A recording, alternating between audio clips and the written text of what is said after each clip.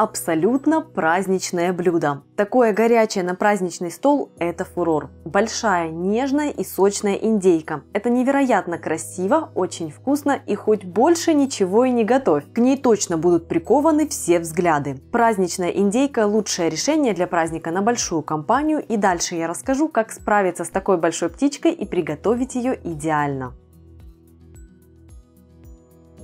Привет, дорогие друзья! Меня зовут Галина Артеменко. В этом году что приготовить на основное для праздничного новогоднего стола выбирала не я, а вы. Были запросы на то, как запечь индейку в духовке, так что эти запросы я и выполняю. На канале уже есть огромное количество основных горячих блюд из свинины, из утки и из всего самого-самого разного. Так что если индейка по каким-то причинам вам не подходит или кажется слишком большой, то ссылки на самые вкусные рецепты я оставлю в описании под этим роликом. Но не спешите уходить, потому что индейка – это очень классная тема для большой компании. А если у вас компания маленькая, то хватит сразу на несколько дней, чтобы не готовить и просто наслаждаться новогодними праздниками, а из костяка затем вы сможете сварить очень вкусный бульон, и из него новогодний отходной супчик. Вам точно понравится.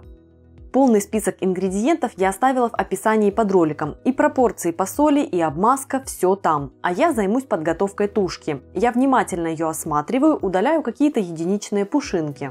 У меня тушка чистенькая, особо долго над ней возиться не пришлось. Для надежности прохожусь по ней горелкой, она уберет совсем меленький пух, который я могла пропустить визуально. Моя индейка весит 8 килограммов. Слишком большую брать не стоит, так как равномерно ее приготовить сложнее, да и не на каждый противень она поместится. 5-8 килограммов идеально, как по мне. Вырезаю шею. Мяса на ней не так много, и в запеченном виде это ни о чем, а вот бульончик на ней сварить святое дело.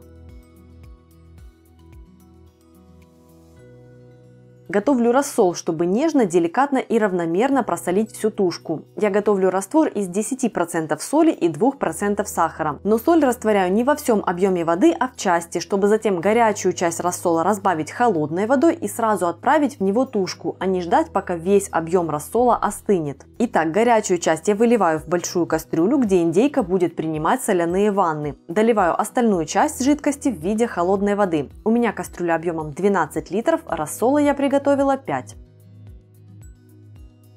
Отправляю свою птичку в кастрюлю с рассолом. Индейка не поместилась полностью, но я ее позже переверну, и все просолится идеально. Мясо возьмет столько соли, сколько нужно.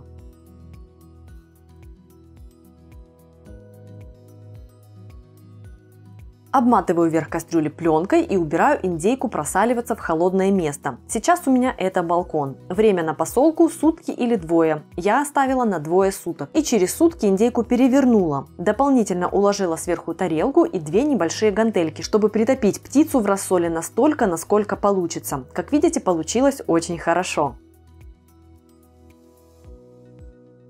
В день приготовления достаю индейку из рассола и перекладываю на поднос, застеленный бумажными полотенцами. Нужно оставить птицу на пару часов немного согреться и обсохнуть. Так обмазка ляжет лучше, а благодаря согреву индейка равномерно пропечется. Готовлю обмазку. Я сделаю ее с легкой сладинкой, которая так хороша с птицей. Натираю на мелкой терке цедру хорошо вымытого апельсина. Белую часть не задеваю. Отправляю в миску с цедрой сушеный розмарин и сушеный чеснок. В сушеном виде эти специи дадут яркий аромат, и при этом они не будут подгорать во время приготовления. Дополнительно немного соли и перца. Так как мясо уже посолено, то тут нам соль нужна только для вкуса кожицы. Теперь отправляю в миску размягченное сливочное масло. Я положила пачку из холодильника рядом с теплой варочной поверхностью, и оно даже немного подплавилось. Так будет удобно смешивать обмазку. Перемешиваю масло с добавками. Пахнет уже очень вкусно. Теперь я вливаю в смесь соус терияки. Он сладимый, придаст и вкус, и цвет. Если не хотите использовать его, можно взять пару чайных ложек меда как альтернативу. Выжимаю в масло сок из апельсина, с которого я снимала цедру. И теперь нужно всю эту массу смешать до однородности. Сперва масло будет вбирать жидкость не очень охотно, но затем смесь превратится в легкую и нежную эмульсию. Индейку укладываю на противень, застеленный пергаментом. У меня 2 слоя. Крайние фаланги крылышек подворачиваю, чтобы они не торчали и не подгорали в духовке. И теперь я обмазываю масляной смесью индейку. Делаю это щедро. Удобнее всего делать это просто рукой, и при этом если кожа индейки сухая, то масло будет ложиться хорошо, а вот если мокрая, то будет неудобно. Я обмазываю птицу сверху, не отделяю кожу от грудки и не закладываю смесь под нее, мне подходит и так. Но если вам захочется завести масляную смесь под кожу, вперед. И примерно четверть масляной смеси я оставляю на потом. Внутрь индейки я ничего не закладываю. Во-первых, мне нравится, что воздух циркулирует и внутри, и готовится индейка так быстрее. Во-вторых, ароматов достаточно и в обмазке, не хочется разбавлять их с чем-то еще. В-третьих, если готовить начинку как гарнир, мне не очень нравится фаршировать, доставать все это для подачи, мне удобнее приготовить какой-то гарнир отдельно. И про гарнир будет отдельный ролик, подпишитесь и включите колокольчик, чтобы не пропустить.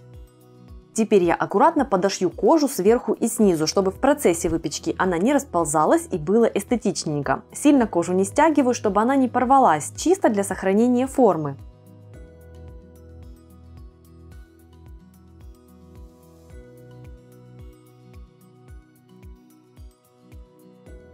Снизу кожу стягиваю чуть сильнее, а краем нити обвязываю ножки и хвост. Так индейка сохранит более аккуратную форму во время выпечки.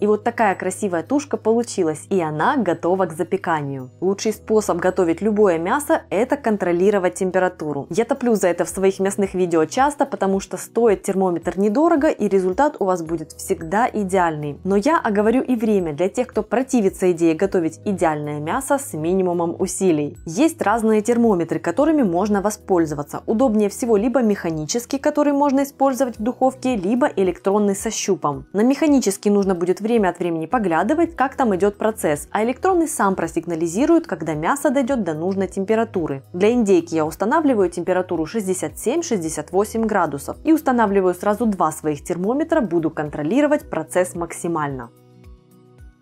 Отправляю индейку в духовку, разогретую до 100-110 градусов, режим нижний нагрев. Она будет медленно готовиться, и при этом процесс будет идти равномерно. Если задрать температуру, индейка снаружи будет уже сушиться, а то и подгорать, а внутри будет еще сырой. До нужной температуры моя индейка дошла за 3,5 часа. Напомню, вес тушки 8 килограммов.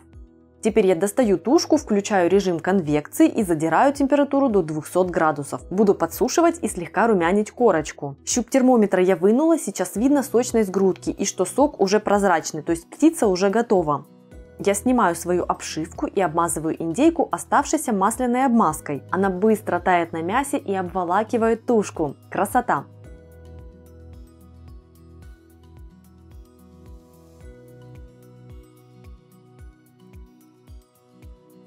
Крылышки я просто полила соками с дна противня. Отправляю индейку румяниться. В зависимости от того, насколько румяную корочку вы хотите, можно ее румянить сильно или не очень. Я румянила не очень сильно. Суммарно в течение 20 минут один раз перевернув противень с индейкой для равномерности. На одной ножке кожа лопнула, но страшного в этом я ничего не вижу. Зато какая она красивая. После приготовления я накрываю индейку листом фольги и даю отдохнуть в течение 20-25 минут. Внутренняя температура еще немножечко поднимется, соки равномерно распределятся и при нарезке не выйдут все наружу, а останутся в мясе. И теперь давайте посмотрим, какая волшебная красота у меня на столе. И, конечно же, оценим разрез и сочность. Как вам результат?